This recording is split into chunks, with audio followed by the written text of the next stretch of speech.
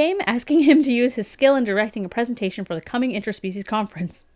Is this a business book?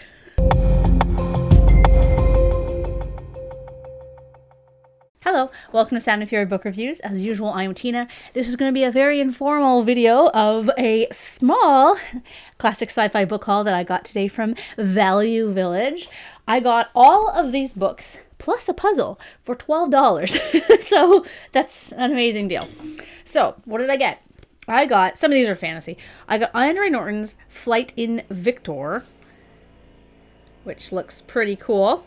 I say this is an informal video because you're probably going to hear dogs like horking out their last breath, which is my dog Denny. You might hear drilling, which is drywall being installed in my garage, and you might hear children and storybots. So sorry about that. Anyway, this book is about the exile returns to the moon of three rings. Three wanderers, three exiles, three quests linked together between the moon of three rings. Maylene, exiled fastest sorceress, stealer of bodies, moon singer. She returns to her forbidden home seeking renewal and redemption.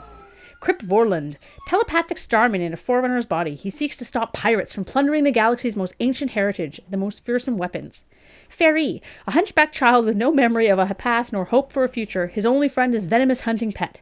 He seeks his wanderers turning companions. They are exiles turned He seeks his wanderers turned companions. They are exiles turned champions on a single path to three destinies. This looks like a lot of fun. And, I clearly bought it because of this winged dude. I'm not really sure. That might actually be the venomous hunting pet. I don't know.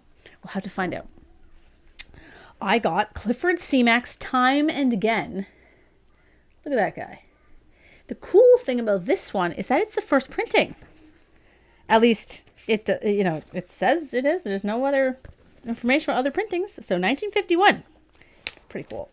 So, what would you think if you found an old book signed with your name and learned that it bore a date in the distant future? It happened to Asher Sutton, and when he set out to investigate this incredible enigma, he found that book a passport and ticket to a galactic empire many thousands of years from now. His story, his adventure, and the book he couldn't have written but somehow did, are but facets of this most unusual, gripping, and cosmic of science fiction epics. It is a novel of robots, androids, alien intelligences, and a cosmic corporation designed to last 1,000,000 years. 1,000,000 years. So yeah, again, dude. I got John Brunner's A Maze of Stars. Look at that shit. It sounds cool. Among the 600,000 stars in the vast arm of stars, you think there's some stars involved? Over 600 planets had been seeded with human stock by the greatest feat of technology ever achieved, the ship, capital S. And on each of these worlds, the memory of the ship had faded into legend over the years. The ship, however, still endured, watching over the colonies on a cyclical and seemingly endless journey through time and space. But in its long odyssey, the ship had somehow been damaged. It had become as conscious and lonely as any human being, because we're all lonely. I'd argue that some of us aren't even conscious, to be honest. And as it visited again and again, each of the worlds it had seeded, it found tragedy in its wake. For the humans of the arm of stars were becoming more and more alien. Even worse, the ship was beginning to change in other ways its designers had never intended. Super cool. The ship is going to wreak some havoc, I think. This is Juanita Colson's book 3, of the series Children of the Stars, Legacy of Earth. I grabbed this bad boy because I thought this looked hilarious. Anyway, Alien Conference. Faster than light travel to the stars was the discovery of the great Sonder family, and the vast Sonder fortune helped in colonizing of alien worlds among strange non-human races. That always starts out well. Let's just colonize other things. But Anthony Sonder had no share in that fortune or heritage. He was only a clone, an illegal result of a cruel woman's whim, not truly human. And the business he had started on Procton 4, making colonists emototapes was on the brink of failure. Then the cat-like humanoid women's came asking him to use his skill in directing a presentation for the coming interspecies conference. Is this a business book?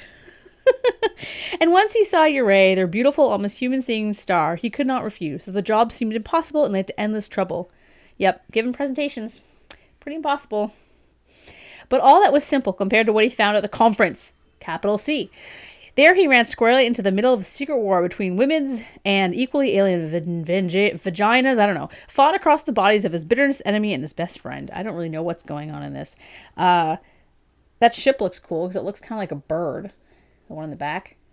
Anyway, it'd be cool if I could find books 1 and 2. though I'll probably just read this anyway. Someday. Oh yeah, The Dolphins of Altair by Margaret St. Clair. This looks cool because it's a very old looking cover. Before the dawn of man, there was a covenant between the land and the sea people. A covenant long forgotten by those who stayed on shore, but indelibly etched in the minds of the others, the Dolphins of Altair.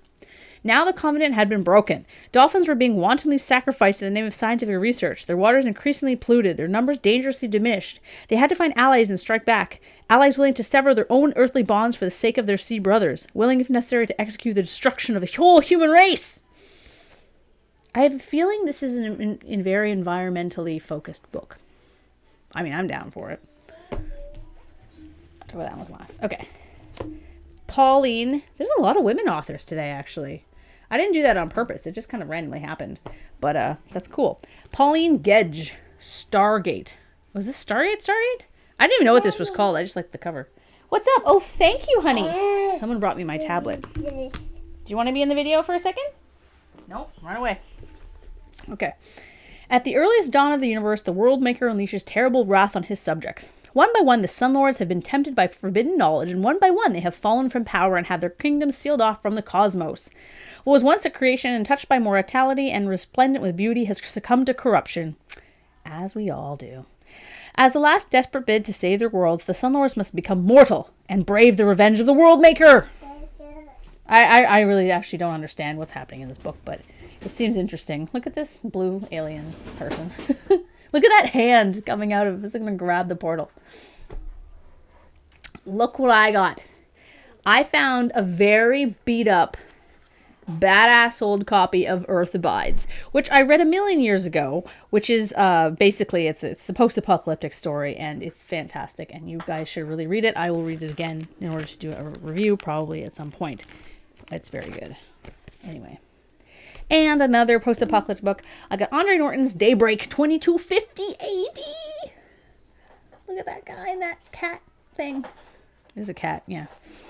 Fours was a mutant. He did not know what drove him to explore the empty lands of the north, where the great skeleton ruins of the old civilization rusted away in the wreckage of mankind's hopes. But he could not resist the urging that led him through danger and adventure, the place where he faced the menace of the Starmen. I literally don't have any idea what this book is either, but I like Andre Norton, and I like this cover, and I like post-apocalyptic stuff, so very, very impressed with this. And, yeah, so this is a good stack for $12. I'm looking forward to this. I'm also, though, not looking forward to trying to cram this into my TBR, so we'll see. Yeah, so thanks for watching. Let me know if you've read any of these. I'm assuming you've read Earth Abides if you are a fan of post-apocalyptic literature. If you are, if you haven't, you definitely should, because it's really good. And